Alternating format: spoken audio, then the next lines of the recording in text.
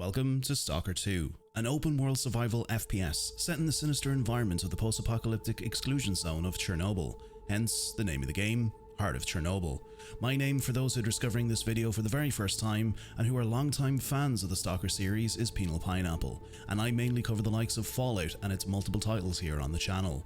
Stalker 2 is a game that I've been eagerly waiting for many years, and as the world and environment of this game shares a lot of similarities with the setting and theme of the content I mainly cover, I felt that this would be a great time to introduce the world of Stalker to my own audience, and hopefully for you longtime fans of the series can welcome my excitement and intrigue for the game and join me on this journey. And with that being said, if you enjoy and find this video informative, consider subscribing to the channel.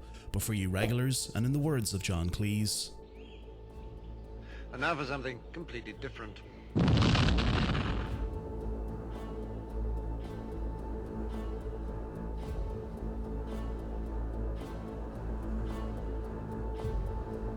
To give you a bit of an understanding into what the game is about, Stalker 2 is a sequel to the previous Stalker games, which will have you playing as the character Skiff, a stalker who ventures deep into the sinister environment of the Chornobyl Exclusion Zone, where you'll come across different factions, mutated creatures and animals, which will come with their own unique abilities and traits, anomalies, which we will cover very shortly, and quests that will help you uncover the truths and understanding of the Exclusion Zone. Before we delve into some of the areas such as gameplay, the world and enemies, it has been confirmed that post-launch content will be provided in the form of 2 storyline expansions for the game, with a time and date still yet to be announced. Multiplayer will be provided as a free update shortly after release, which will be November 20th, and for PC players and longtime fans of the series, mod support will be available.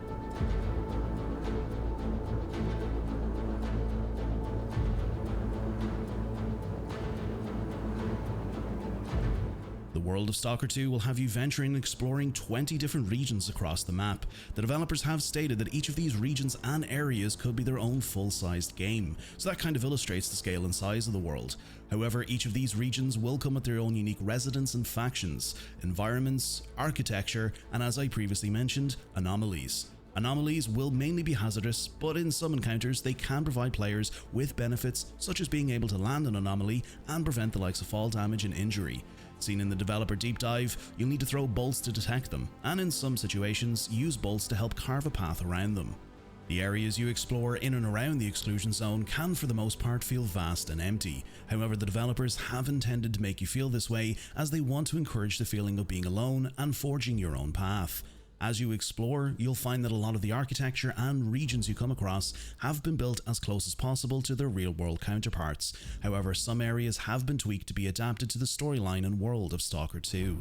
Veterans of the franchise will also find previous locations returning to the game, and with some of these locations that were previously blocked off or inaccessible, will now be able to be opened up, explored, and also looted.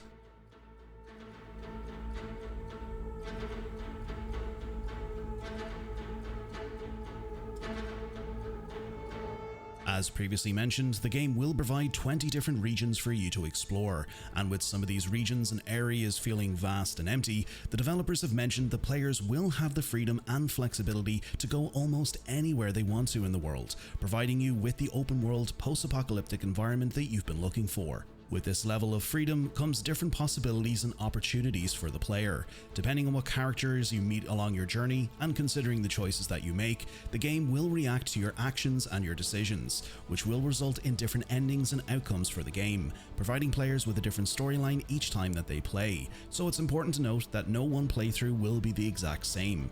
This feature is also extended into the reality that with the size and scale of the world, there won't be an option to interact with every single character in one playthrough. You'll also find that with certain factions that you come across will evolve over time. What I mean by this is that factions that band together to form one faction, characters in that faction might develop different opinions and views, which will inevitably cause divisions within their ranks, which can result in factions splitting up into sub or splinter factions. Moving on to the inventory system, players will find some similarities to other inventory systems found in games like Escape from Tarkov, Delta Force, and other loot bag style systems. Your inventory management is crucial, as you won't be able to carry everything that you see. As this is a survival game, you will need to rely on food and water to survive, and of course, an array of aid and healing items to help you on your journey. You'll also be provided with an inventory wheel system similar to that of Fallout 76, where you can favorite specific weapons and items that you want to use on the fly.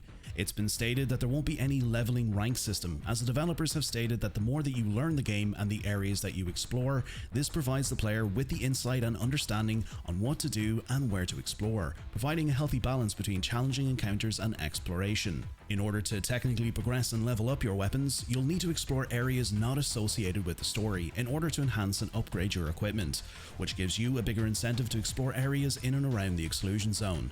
As you can see, this ties directly into the feeling of being alone in a vast and empty wasteland.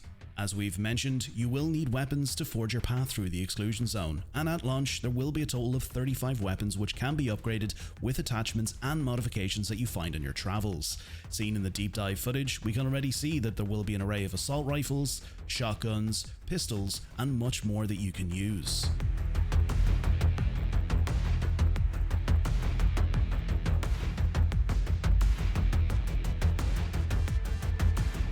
It's safe to say that in a hostile wasteland affected by radiation and conflict, that there definitely will be different enemy groups that you'll encounter.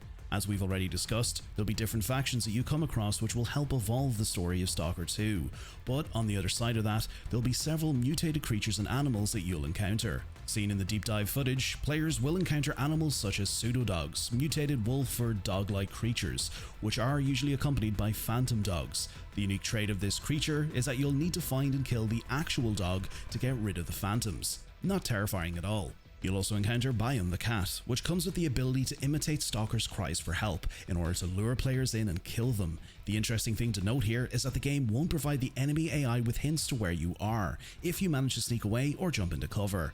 However, the AI will make calculations and assumptions based on where you could be, and move to these locations and try to attack. Understandably, if the enemy can see you, they will attack you, but if you're in cover, the AI just won't be handed an instant waypoint beacon to your position and flank you, which is definitely something I'm excited to learn more about when the game is released. We can also encounter zombies, and like most zombie killing veterans out there will know, the easiest way to take these down is with a simple bullet to the head, because they will continue to come back from the dead if you try to shoot anywhere besides the head. There's also the Controller, a once human now mutated creature which will attack you with psi radiation, and the more that this radiation builds up, it will inevitably kill you. So you might have to make some strategic calculations to take enemies like this down. But of course, the more you explore and venture into different regions, the more enemy groups and creatures you'll encounter. But for now, that brings us to the end of our video on Stalker 2. As I've already mentioned, I'm extremely excited to eventually get my hands on the game on November 20th, and I hope from what we've discussed here today that some of you who might not be familiar with the series might consider looking into this game a little bit further, and also enjoyed some of the areas that we covered here today. For you veterans of the franchise, I hope I've done this game justice, and I'd love to hear your thoughts, opinions, and feedback in the comments. If you'd like to join me on this journey as we approach the release of the game and beyond, consider giving the video a like, and consider subscribing to the channel so you don't miss out on future videos. Until next time, stay safe out there in the wasteland, welcome to Vault 93, and I'll catch you all in the next video.